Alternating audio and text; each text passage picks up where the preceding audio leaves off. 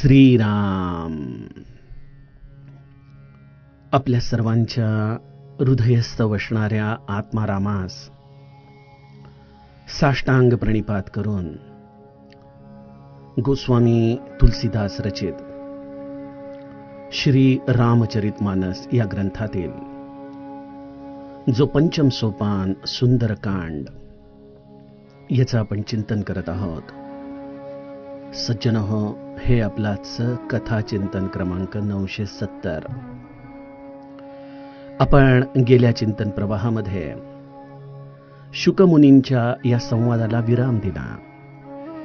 प्रभू रामचंद्रांच्या कृपेने शुकमुनींना आपलं पुन्हा मूळ रूप प्राप्त झालं आणि ते आपल्या आश्रमाच्या दिशेने निघून गेले. आणि मग गोस्वामीजी आम्हाला मूळ कथा विभागाकडे घेऊन येतात की प्रभू रामचंद्र समुद्र किनारी समुद्राची मनधरणी करत बसलेले आहेत. बिभीषणाच्या सल्ल्यानुसार समुद्र आपला कुलगुरू आहे हे जाणून समुद्रालाच ते मार्ग विचारत आहेत की मी एवढ्या समस्त वानर आणि अस्वल दळाला घेऊन लंकेच्या दिशेने कसा जाऊ? तूच आम्हाला मार्ग दाखव, तुला उल्लंघून लंकेपर्यंत पोहोचण्याचा. प्रभू रामचंद्र अत्यंत शांततेने ही समुद्राला प्रार्थना करतायत, परंतु जड हृदयाच्या समुद्राला प्रभू रामचंद्रांच्या या प्रार्थनेचा खरा अर्थच कळाला नाही. ते प्रत्यक्ष आपले स्वामी आहेत, तरी देखील मनुष्य रूपामध्ये आलेल्या या ब्रह्माला समुद्र ओळखू शकला नाही. आणि त्यामुळे 3 दिवसाच्या पश्चात प्रभू रामचंद्र लक्ष्मणाला म्हणतात की लक्ष्मण बाण सरासन आनो सोशो बारिधी बिसिख कृसानो. लक्ष्मणा, माझा धनुष्य बाण घेऊन ये, मी एका अग्निबाणाने या समुद्राला शोषून टाकतो. अशा रीतीने प्रभू रामचंद्र सकोप होऊन कोपित होऊन या समुद्रावरती आपला धनुष्य संधान करू लागलेत. आणि त्यावेळेला लक्ष्मणाला त्यांनी 7 नीतीची सूत्र सांगितली. प्रत्येक सद्ग्रंथ हा सज्जनो आपल्या जीवनाला अनुकूल, व्यवहाराला अनुकूल अशा पद्धतीने संतांनी लिहिलेला आहे. श्री महाराज म्हणायचे की माझा परमार्थ हा तुमच्या व्यवहाराच्या आड कधी येऊच शकत नाही, किंबहुना जो व्यवहारामध्ये उपयोगाला येत नाही तो परमार्थच नाही. जरी आपण समस्त माया आणि ब्रह्म या आधाराने परमार्थाचं चिंतन करत राहिलो, तरी या देहाच्या आधाराने आम्हाला कर्तव्य करताना या नीतींच्या वचनांचा आधार हा अत्यावश्यक आहे.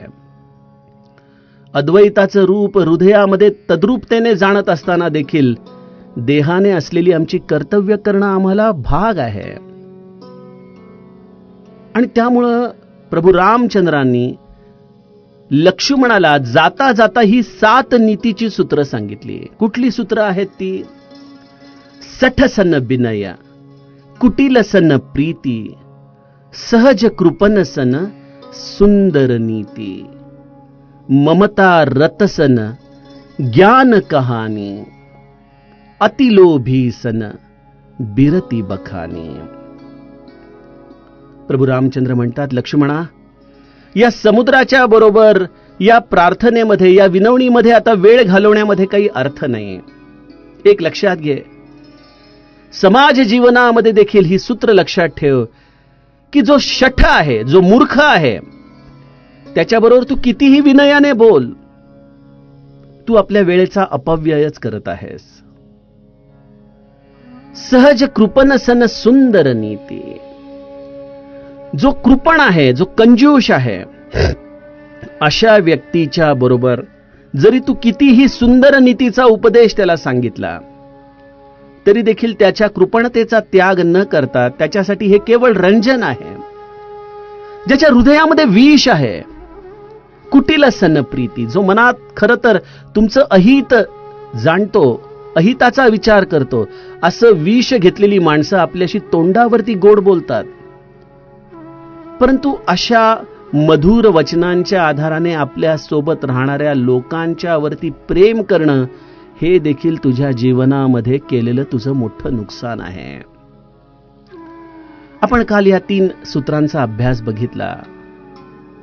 सठसन बिनय, यामध्ये अर्थातच भारताचे माजी पंतप्रधान लाल बहादूर शास्त्री यांचा पुरुषार्थ आपण अभ्यासला. कुटिलसन प्रीती, यामध्ये देशविरोधी कारवाया करणाऱ्या आणि आपण सगळे देश बांधव आहोत अशा पद्धतीने प्रेम दाखवणाऱ्या लोकांचा विचार आपण बघितला. सहज कृपन सन सुंदर नीती, या आपण तत्वाला जाता जाता काल थोडासा स्पर्श केला.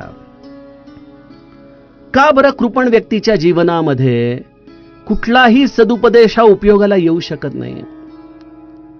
बघा सज्जनो, कृपण ही अशी अवस्था आहे जिथं त्या मनुष्याला काहीच सोडायचं नसतं. आपल्यामध्ये कुठल्याही पद्धतीचा त्याला बदल करायचा नसतो. आपल्यापासून कुठलीही गोष्ट त्याला हिरावून द्यायची नसते. आपल्या पैशासाठी जो खरं तर प्राणाच्या पलीकडे देखील आसक्त असतो, अशा या कृपण व्यक्तीला जरी आपण मनुष्य जन्माचे कितीही अर्थ सांगितले तरी देखील शेवटी तो आपल्या अंतस्थ असलेल्या या पैशाच्या, या धनाच्या आसक्तीमध्येच रत असतो. त्याच्यासाठी केवळ हे रंजन ठरतं. पूज्य बाबा सांगायचे ना की एकदा ते व्हीटी स्टेशनला रेल्वेमध्ये बसले मालाडला जायला, आणि त्यांच्या समोर 2 शेअर मार्केटल्या गप्पा मारणाऱ्या व्यक्ती बसल्या होत्या. बाबा त्यांच्याकडे अगदी जवळून त्यांचं बारकाईने निरीक्षण करत होते. व्हीटी स्टेशन पासून ते अगदी मालाड येऊस्तर ते अखंड या शेअर मार्केटच्या विषयी बोलत होते. कुठल्या शेअरची काय उलाढाल आहे, त्याच्यामध्ये किती पैसे, कशामध्ये फायदा. अर्थात पूज्य बाबांनी ते उदाहरण अनुसंधानासाठी आपल्याला दिलं होतं. परंतु स्वाभाविकपणे जो अशा कृपण पद्धतीने आपलं जीवन व्यतीत करत असतो त्याच्या अंतस्थ देखील अखंड हा या धनाचाच विचार चाललेला असतो. आपल्या पैशाचे हिशोब, आपल्याला लोकांकडून येणारी येणी, यामध्येच त्याचं चित्त व्याप्त असतं. ती एक आपण लहानपणापासून गोष्ट ऐकत आलोय ना की एकदा एक वाणी, एक व्यापारी आयुष्यभर पैसा पैसा पैसा करत जगत असतो. अत्यंत कृपणतेने जगत असतो. आणि त्याचा अंतकाळ जवळ येतो. घरातली मंडळी खरं तर त्याची वाटच बघत असतात की हा कधी जातोय. असा हा कृपण व्यक्ती आपल्या दुकानाच्या जवळच असलेल्या खोलीमध्ये मृत्यूशय्येवरती पडलेला असतो. मुखातून शब्द बाहेर येत नसतात. आणि तेवढ्यात तो काहीतरी हातवारे करून आपल्या मुलाला सांगायला लागतो. काहीतरी क कू असा आवाज मुलाच्या कानावरती पडू लागतो. म्हणतो, बाबा काय पाहिजे तुम्हाला, काय हवंय मला सांगा, मी आणून देतो. मुलगा विचार करतो की आता आपले वडील मृत्यू पंथावरती आहेत. क कू म्हणजे बहुतेक कृष्णाची काहीतरी मूर्ती ते आपल्याला मागतायत. म्हणून तो कृष्णाची मूर्ती त्यांच्या समोर आणून ठेवतो. तर ते हातानेच त्याला बाजूला करतात. म्हणतात, अरे ते नाही, ती केरसुणी गाय खातीये ते बघ दुकानामध्ये. सज्जनो, अशा पद्धतीने मनुष्य हा कृपणतेने आपलं आयुष्य व्यतीत करतो. शेवटच्या क्षणी देखील त्याच्या अंतःकरणामध्ये केवळ या व्यवहाराचा आणि आपल्या पैशाचाच विचार राहतो. अशा लोकांना जरी आपण कितीही सुंदर नीती सांगितली तरी देखील त्या व्यक्तीच्या हृदयामध्ये ती भावना स्थिरावू शकत नाही. त्याला कळत नाही असं नाही, त्याला कळते, परंतु त्याला ती आपल्या जीवनामध्ये उतरवायची नसते. कारण की त्याचं ममत्व त्या भूतदया, त्या क्षमा या तत्वांपेक्षा देखील आपल्या स्वाभाविक धनावरती असतं. प्रभू रामचंद्र म्हणतात, अशा लोकांना सुंदर नीती सांगण्याचा लक्ष्मणा प्रयत्न करणं म्हणजे वेळेचा अपव्यय आहे बघ. 4थं सूत्र प्रभू रामचंद्र सांगतात, ममता रतसन ज्ञान कहाणी. बघा सज्जनो, श्री महाराज देखील म्हणाले की मी सकाळी उठल्यापासून प्रापंचिकांमध्ये राहिलो. त्यांच्याशी मी प्रपंचाच्याच गोष्टी केल्या. माझं काय प्रारब्ध होतं माहित नाही की रामाने मला अशा प्रापंचिकांमध्ये टाकलं, परंतु रामाने कृपा केली, त्याने माझं मौन कधी भंग होऊ दिलं नाही. आपण या कधी शब्दाचा विचार करतो का? श्री महाराज मौनामध्ये होते म्हणजे नेमके काय स्थितीमध्ये होते? त्यांनी आपलं अंतरंग कधी कोणासमोर उघडं करून का सांगितलं नाही? त्यांची अंतस्थ अवस्था काय आहे याचा आमच्यासारख्या लोकांना का बरं पत्ता लागला नाही? जसं आपण एखाद्या परदेशामध्ये गेल्यानंतर तिथली भाषा आपल्याला कळत नाही, आपण जसे आशाळभूतपणे त्या व्यक्तींच्या चेहऱ्याकडे पाहत राहतो, त्या पद्धतीने सज्जनो, संतांच्या अंतरंगाची अवस्था आमच्यासारख्या ममता रतसन ज्ञान कहाणी असलेल्या लोकांसाठी असते. संत हा त्यामुळे आपली अंतस्थ अवस्था ही या समाजामध्ये जणू काही झाकून ठेवतो. तो वाट पाहत असतो की कोणीतरी हा असा केशर कस्तुरीचा चाहता येईल जो राम कोण आहे म्हणून तळमळीने आपल्याला विचारेल, जो मनुष्य जीवनाचं कल्याण कशामध्ये आहे ही गोष्ट आपल्याला अत्यंत मनापासून विचारेल. परंतु श्री महाराजांना आमच्यासारखे हिंग जिऱ्याचे गिराईकच मिळाले आयुष्यभर. महाराज मुलं बाळांचं काय, महाराज नोकरी धंद्याचं काय, महाराज पैशा अडक्याचं काय, महाराज या प्रपंचाचं काय. आणि आमच्या दृष्टीने महाराजांचं अस्तित्व म्हणजे जोपर्यंत माझ्या प्रपंचाची अनुकूलता आहे त्याप्रमाणे त्या स्थानाला आम्ही सिद्ध मानत येतो. बघा, अशा या ममतारूपी अंधकारामध्ये असलेले आम्ही जीव आहोत. परंतु संतांची ही करुणा आहे की अशाही अवस्थेमधून ते आम्हाला भगवत सन्मुख करण्याचा अविरत प्रयत्न करतात. श्री आनंदसागर महाराज म्हणतात ना आपल्या महाराजांच्या विषयी की श्री महाराज म्हणजे वासनेच्या घाणीतून जीवांना बाहेर काढून भगवंताच्या नामाचं स्नान घालणारा प्रत्यक्ष मारुतीचा अवतार आहे. कारण आम्ही नित्य त्या ममता रूपी घाणीमध्ये, त्या चिखलामध्ये सर्व दृष्टीने दूषित होऊन या श्री महाराजांच्या जवळ येतो. आणि त्यामुळे श्री महाराज देखील आम्हाला उपनिषद देत नाहीत, आम्हाला कुठल्याही प्रकारची ब्रह्मसूत्र सांगत नाहीत. ते म्हणतात, बाळा, या प्रपंचामध्ये राहत असताना या विषयांचा रस फिका होण्यासाठी तू अखंड भगवंताचं नाम बरोबर ठेव. त्या भगवंताच्या नामापलीकडे तुझ्यासाठी परमार्थ नाही, तेच अंतिम सत्य आहे. अशा रीतीने श्री महाराज आमच्यासारख्या ममता रतसन ज्ञान कहाणी अशा लोकांना या ज्ञानाची किल्ली देतात. परंतु ज्ञानाचं घबाड हे ज्याचं त्याने शोधावं अशा पद्धतीने ज्ञानाच्या गोष्टी कधी त्याच्यासमोर ठेवत नाही. बघा, आपण कधी एखाद्या उपनिषदाचं, एखाद्या ब्रह्मसूत्रावरचं प्रवचन ऐकायला गेला आहात का? अर्थात आपल्या सर्वांची पात्रता ही वेगवेगळी आहे आणि आपण निश्चितच त्याचे अधिकारी असाल. परंतु माझ्यासारखा मनुष्य जेव्हा एखाद्या अशा उपनिषद, ब्रह्मसूत्र अशा अद्वैत सिद्धांतांचं चिंतन करायला बसतो तेव्हा स्वाभाविकच काही वेळातच माझं मन त्यामधून बाहेर येतं. बऱ्याचदा प्रयत्न करतो या अद्वैताशी चिंतन करून एकरूप होण्याचा, परंतु जमत नाही. का बरं? कारण आमच्यासारख्या व्यक्तींना त्या असलेल्या अद्वैताचा रसच कळत नाही,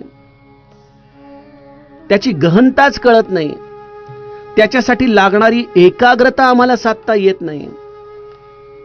आणि मग अशा अवस्थेमध्ये आमच्या उद्धाराचा मार्ग तो काय आहे? आणि त्यामुळे सर्व काही जाणूनही या सर्व शास्त्रांचं मंथन करून त्या शास्त्रांच्या रसांना पचवून सद्गुरु तत्व हे आम्हाला त्या सगळ्या ह्याचं सार आणून देतं. आणि ते सार आहे भगवंताच्या नामाचं. असं भगवंताचं नाम जर मनापासून घेतलं तर ज्ञानाची कपाटही आत उघडतात. बरं, आपल्याला काय वाटतं की ग्रंथ वाचून ज्ञान येतं, पुस्तकं वाचून ज्ञान येतं? ज्ञान येतं कुठून? मुळात हा बाहेरून आत येण्याचा प्रांत आहे का आतून बाहेर प्रगटण्याचा प्रांत आहे? आमच्यापैकी बहुतांश बुद्धिवादी लोकांना असं वाटतं की ज्ञान हे बाहेरून आत येतं. परंतु सज्जनो, हीच नाथाघरची उलटी खूण आहे. इथं आतून बाहेर प्रकाशणारं जे आतच आहे त्या असलेल्या ज्ञानरूपी कपाटाची ही किल्ली म्हणजे भगवंताचं नाम आहे. जो मनापासून त्याच्याशी तादात्म्य होतो त्याच्या हृदयामध्ये स्वाभाविकपणे हे ज्ञान प्रगटतं.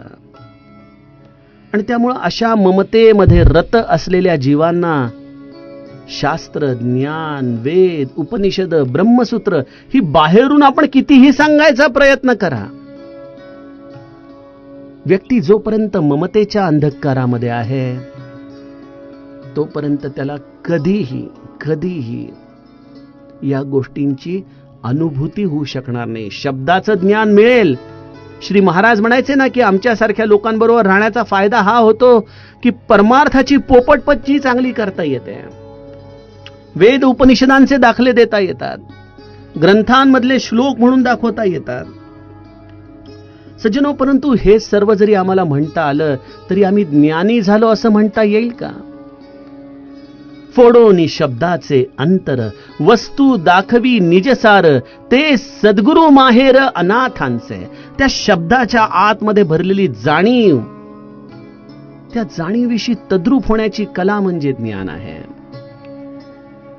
आणि या ममतेच्या अंधकारामध्ये जोपर्यंत आम्ही आमच्या आतमध्ये उतरून सद्गुरु म्हणे उठलवलाई, ज्ञानदीपाचे प्रकाश पाही, वस्तू आपली शोधून पाही, मग पावसी निजरूपा. आपली वस्तू आपण स्वतः शोधायची आपल्या अंतस्थ उतरून, आणि मग त्या ज्ञानाच्या प्रकाशाने आपल्या जीवनाला दिव्यत्व द्यायचंय. आणि त्यामुळे सद्गुरू हा कधीही ज्ञानाचा बोध करत नाही, ज्ञानाचा उपदेश करत नाही, तो ज्ञानावरती प्रवचन करत नाही, तो ज्ञानासाठी ग्रंथ वाचायला सांगत नाही. तो त्या ज्ञानरूपी असलेल्या कपाटाची किल्ली फक्त आम्हाला थोडक्यामध्ये देतो, आणि ती किल्ली आहे भगवंताच्या नामाची. आणि म्हणून प्रभू रामचंद्र म्हणतात, ममता रतसन ज्ञान कहाणी. अशा ममतेमध्ये रत असलेल्या लोकांना ज्ञानाच्या गोष्टी कितीही जरी सांगितल्या लक्ष्मणा, तरी ते केवळ रंजन ठरेल. ही केवळ एक लोकेशना ठरेल की तुम्ही किती छान सांगता, तुम्ही किती विद्वान आहात, तुम्ही किती पंडित आहात. याच्या पलीकडं ऐकणाऱ्या व्यक्तीच्या पदरामध्ये यातून काहीही पडणार नाही. चौथं सूत्र प्रभू रामचंद्र आपल्याला सांगतात, आणि तत्पश्चात 5व्या सूत्रामध्ये म्हणतात की अतिलोभी सन बिरती बखानी. बघा, प्रभू रामचंद्र देखील प्रापंचिकांचा स्वभाव जाणून आहेत, आमच्यासारख्या जीवांचा स्वभाव जाणून आहेत. आमच्या अंतरंगामध्ये लोभ आहे. आपण देखील पत्रोत्तरामध्ये लिहितो ना खाली की लोभ असावा. अर्थात या लोभाला वेगवेगळ्या प्रकारची अंग आहेत. कुठेतरी त्या लोभामध्ये आदर आहे, कुठे त्या लोभामध्ये प्रेम आहे, कुठे त्या लोभाला ममत्वाचा स्पर्श आहे. परंतु आमच्या सगळ्यांच्या अंतरंगामध्ये या लोभाची एक दूषित अवस्था देखील आहे, आणि तो लोभ आहे या दृश्य जगातून सुख मिळवण्याचा, या इंद्रियांना ही अखंड खाद्य देण्याचा हा आमच्या आतमध्ये असलेला लोभ. या लोभांची जेव्हा परिसीमा येते त्यावेळेला प्रभू रामचंद्र म्हणतात की अतिलोभी. नुसता लोभ ठीक आहे, जीव आहे, अपेक्षा असणं, इच्छा असणं यामध्ये गैर काही नाही. गोस्वामीजींनी बघा, जिथं जिथं लोभ किंवा इच्छा अशा शब्दाचा त्यांनी वापर केलाय त्यावेळेला त्यांनी मनोरथ शब्द वापरलाय. पुरवहु मोर मनोरथ स्वामी. मनोरथ म्हणजे जसं अश्वत्था आपण जो यज्ञ बघितला त्यामध्ये जसा तो अश्व सोडला जातो, त्या अश्वाला सोडल्यानंतर ज्या पद्धतीने तो वेगवेगळ्या दिशेने फिरत राहतो, त्याप्रमाणे सज्जनो आमच्या अंतरंगामध्ये देखील इच्छा आहेत, विचार आहेत, आणि या विचारांच्या आधाराने आम्ही देखील वेगवेगळ्या ठिकाणी जात असतो, फिरत असतो. आमचं हे मन फिरत असतं, आमचे हे इंद्रिय अखंड काही ना काहीतरी अपेक्षा करत असतात. प्रभू रामचंद्र म्हणतात, परंतु त्याही पेक्षा कठीण परिस्थिती आहे. अतिलोभी सन बिरती बखानी. ज्याने मी म्हणजे जीव, मी म्हणजे देह या गोष्टीला स्वीकारलेला आहे, ज्याला जीवनाची व्याख्या केवळ खा प्या आणि मजा करा याच्या पलीकडे नाहीच. लोक म्हणतात ना, हो कोणी बघितलाय देव, कोणाला माहिती मृत्यूनंतर काय असतं, हा जन्म मिळालाय, चांगली मजा करून घ्या. हा मनुष्य जन्म आम्हाला यासाठी मिळालाय का? केवळ मी आणि माझ्या इच्छा याच्या पूर्ततेसाठी हा मनुष्य जन्म मिळालाय का? अशा या अतिलोभापायी मनुष्याची आज काय अवस्था झाली आहे? पशु आणि माणसामध्ये फरकच राहू नये अशी काहीशी अवस्था आम्ही आमच्या स्वतःच्या या अतिलोभी स्थितीमुळे करून टाकली आहे. श्री महाराजांना एकदा एकाने विचारले की महाराज, आपण अन्नदान एवढ्या प्रमाणामध्ये गोंदवल्याला का करता? महाराज म्हणाले की ही एकमेव अशी गोष्ट आहे की जी एका टप्प्यानंतर मनुष्य नको नको म्हणायला लागतो. अहो, खूप पोट भरलंय, आता मी नाही खाऊ शकत. आणि या उलट आम्हाला कितीही पैसा मिळाला कमी आहे, कितीही सुख मिळालं कमी आहे, कितीही लौकिक मिळाला कमी आहे. या अशा अतिलोभी अवस्थेमध्ये जेव्हा आम्हाला एखादा असा वैराग्यशील संत मिळतो, आम्हाला त्याचा अनुग्रह प्राप्त होतो, आम्हाला त्याच्या वैराग्याचं खरं मूल्यांकन करता येतं का?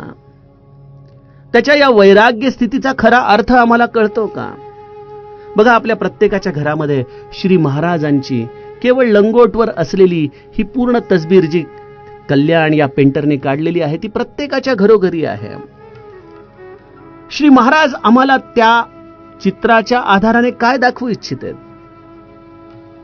कधी आपण विचार केला का की श्री महाराज पूर्ण कपडे घालून अगदी एखाद्या सुंदर सिंहासनावरती सुवर्ण अलंकार परिधान केलेले आम्हाला का बरं आपल्या घरात ठेवावेसे वाटत नाहीत? का आम्हाला प्रत्येकाला केवळ हा लंगोटीवरचाच फोटो आपापल्या घरामध्ये ठेवावा असं वाटतं? आम्ही कधी या फोटोचा विचार ह्या पद्धतीने करत नाही, कारण श्री महाराज आम्हाला सांगू इच्छित आहेत की जीवनामध्ये आनंदी राहण्यासाठी कुठल्याही वस्तूची खरं गरज नाहीये. कुठल्याही स्वाभाविक वैराग्य हे ज्याला पचलं, ज्याला ते साधलं, त्याच्यासाठी आनंदाला आणखीन दुसऱ्या कुठल्या वस्तूची जोड देण्याचीच त्याला गरज पडत नाही. तो त्या स्वाभाविक आनंदमय स्थितीमध्ये जगत असतो. आणि एक लक्षात घ्या, प्रापंचिक असो किंवा या विश्वातला कोणीही जीव असो, प्रत्येक जण आनंदासाठी धडपडतोय ना. अतिलोभी या अवस्थेमागे देखील आमच्या प्रत्येक कृतीला आम्ही का करतो? कारण आम्हाला आनंद हवाय. फक्त आमची आनंद शोधण्याची जागा चुकत जाते. आम्हाला असं वाटतं की वस्तूंमधून आम्हाला आनंद मिळेल, म्हणून आम्ही वस्तूंनी आमचं घर भरून टाकतो आणि घर भरल्यानंतर पुन्हा वस्तू घेण्यासाठी नवीन घराचा शोध करतो. परंतु आम्ही कधी अंतर्मुख होऊन हा विचार करत नाही की या वस्तूंचा मी एवढा हव्यास केला, परंतु या वस्तूंनी मला खरंच आनंद दिलाय का? आणि त्यावेळेला श्री महाराजांची ही तस्बीर आपल्या डोळ्यासमोर आणावी. किंबहुना ज्या संतावरती तुमची श्रद्धा आहे, गजानन महाराज घ्या, समर्थ रामदास स्वामी घ्या, अक्कलकोटचे स्वामी घ्या, माऊली घ्या, कुठल्याही संताचा आपण आपल्या हृदयामध्ये चिंतनात्मक असा त्याचा फोटो आणावा आणि लक्षात घ्यावं की आनंदासाठी कुठल्याच गोष्टीची गरज नाही. हेच सूत्र आम्हाला या सर्व तस्बिरी सांगत असतात. परंतु हे कोणाला कळणार? कोणाला कळणार? आमच्यासाठी तर परमार्थ या अतिलोभी या अवस्थेला पूर्ण करून देण्याचं एक माध्यम आहे. आमच्या कधी मागण्या संपल्यात का हो? असं कोणी आहे का की जो प्रपंचाच्या मागण्यांना आता मला बस या दृष्टीने पुरे करतो?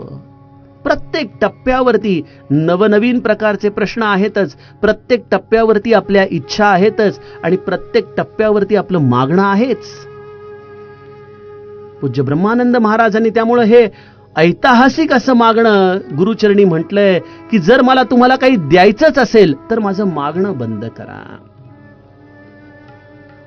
कारण जोपर्यंत मनामध्ये लोभ आहे, काहीतरी साध्य करायची इच्छा आहे, काहीतरी प्राप्त करायची इच्छा आहे, तोपर्यंत आम्हाला वैराग्य ही गोष्ट कळू शकत नाही. आणि जोपर्यंत वैराग्य हे आमचा स्वभाव होत नाही, तोपर्यंत आम्हाला स्वाभाविक आनंद काय असतो त्या आनंदाची स्थिती कळू शकत नाही.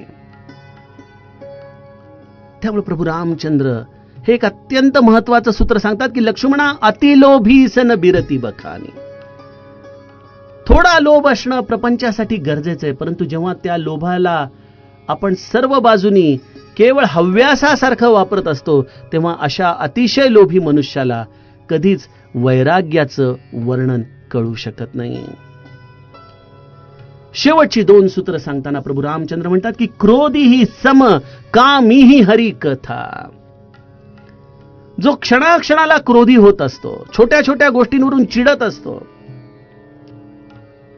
अशा व्यक्तीला आपण कितीही शमदमाच्या गोष्टी सांगितल्या तरी ती व्यक्ती ही सगळी पुराणातली वांगी पुराणात ठीक आहेत असं म्हणून पुन्हा आपल्या मूळ स्वभावाच्या दिशेनेच वळतो. आपण देखील बघतो ना, समाजामध्ये लोक अशी असतात की छोट्या छोट्या गोष्टींचं भांडवल करतात. परवाच त्या कल्याणचा कुठला तरी व्हिडिओ आपण सगळ्यांनी बघितला असेल. एक 80 वर्षाचा वृद्ध मनुष्य, त्याच्या एवढीच जवळपास वयाने असलेली, अत्यंत शरीराने नाजूक असली त्या वृद्ध स्त्रीला किती अमानुषपणे मारत होता बघा. आणि मी ऐकलं की ते हबप होते म्हणे, म्हणजे लोकांना कीर्तनामधून शमदमाच्या गोष्टी सांगणारे असतील. परंतु अशा शमदम हा लोकांना सांगण्यासाठी आहे का माझ्या जीवनात आचरणासाठी आहे? क्रोध ही शम. गोस्वामीजी म्हणतात की असा मुळात आतमध्ये ज्याचा क्रोध आहे त्याला कितीही शमदमाच्या गोष्टी सांगितल्या तरी त्याच्यामध्ये कुठल्याही प्रकारचा फरक पडत नाही. आणि त्याच्याच बरोबर दुसरा जोडीला असलेला 7वा व्यक्तित्व म्हणजे कामीही हरी कथा.